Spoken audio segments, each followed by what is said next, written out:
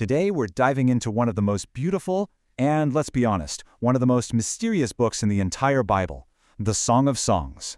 So, let's just get right to the heart of it. This is the big question, right? You're reading through laws and histories and prophecies, and then bam, you hit this incredibly passionate, intimate, and frankly, kind of sensual love poem. So what on earth is it doing there, and what is it really all about? To even begin to get a handle on this mystery, you have to understand where this book fits, or maybe more accurately, where it doesn't seem to fit in the biblical library. It's a real outlier. Okay, so the Song of Songs gets filed under a category called wisdom literature. Think of it like this. If the first 5 books of the Old Testament are the legal foundation, and books like Kings are the national history, then wisdom literature is kind of like the philosophy department. It's where the Bible wrestles with those big, personal, day-to-day questions. Why are we here? How do you live a good life? And in this case, what exactly is love? And the title itself is a huge, bold statement.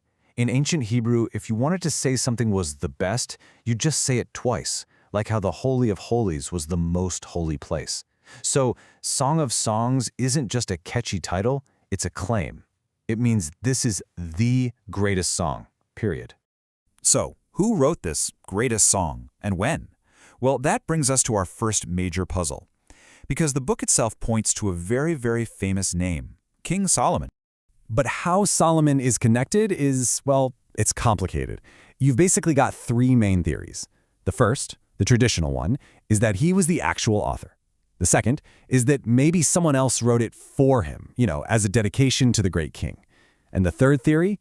Solomon isn't even a real person in the story. He's just a character, a symbol of wealth, royalty, and big-time romance. And it's not hard to see why his name is all over this. I mean, the man was legendary. The Bible says he had 700 wives and 300 concubines. He was basically the Don Juan of ancient Israel. So if you're going to write the greatest love song ever, of course you'd want to attach his name to it. Now, all this confusion about Solomon leads to a massive debate about when it was written. I mean, look at this timeline. Scholars have argued for pretty much any time between Solomon's actual reign in the 900s BC all the way down to the 300s BC. That's a 600-year window. About the only thing we know for sure is that it had to exist before the 200s BC simply because we found little pieces of it among the Dead Sea Scrolls.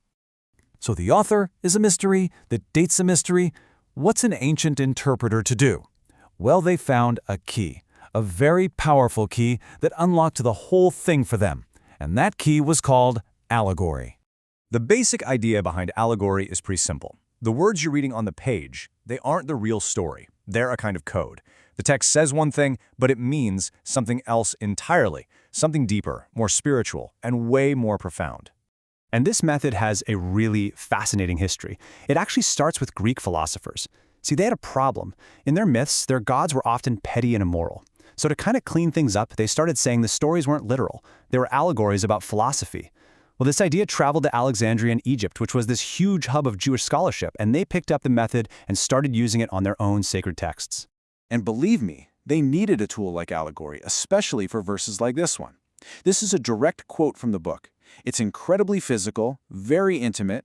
You can imagine how for some early rabbis reading this literally was, well, it was a little problematic. And this right here shows you the sheer power of that allegorical key. The literal reading? It's pretty straightforward. A woman wants to hold her lover close to her heart. But the allegorical reading? It just completely transforms it. The lover becomes God's divine presence, and her breasts become the 2 golden angels on top of the Ark of the Covenant. I mean, wow, that is a breathtaking leap of interpretation.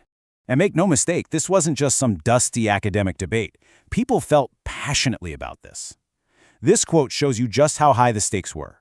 For some, this was a holy text about God's love for Israel. For others, it was just a bunch of drinking songs. And for this one rabbi, if you dared to treat this holy song like a common tavern tune, you were risking your very soul. So allegory was the dominant way to read this book for centuries, but it wasn't the only game in town.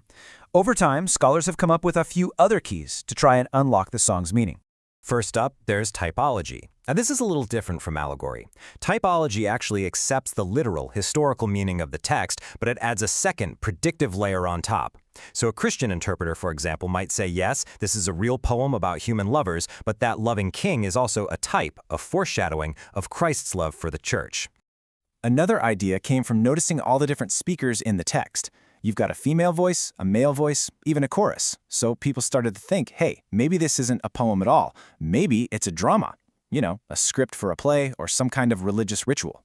But when you actually try to treat it like a play, it kind of falls apart. Is there a coherent plot? Nope. Do we always know who's talking? Not really. Are there any stage directions? Zero. It just doesn't have the basic building blocks of a script. And all of this brings us to the fourth and final key, the one a lot of people call the natural approach. And after centuries of searching for hidden codes and secret meanings, this idea is so simple, it's almost revolutionary. It just asks, what if we read the book as exactly what it looks like? A beautiful, powerful collection of poems celebrating human love. Okay, we've looked at the puzzle of where it came from and all these different complex keys people have used to try and understand it. So where does all that leave us?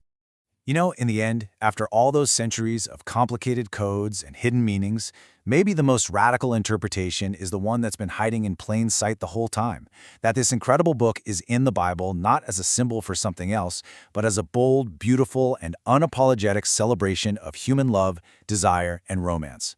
That the sacred can be found not just in the divine, but in one of our most profound human experiences. And that leaves us with one final, huge question to think about. By including this greatest song, what is the Bible trying to tell us about the value of our human relationships? What does it mean for a sacred text to say that this kind of love isn't just okay, but that it's something holy, something truly worthy of being celebrated?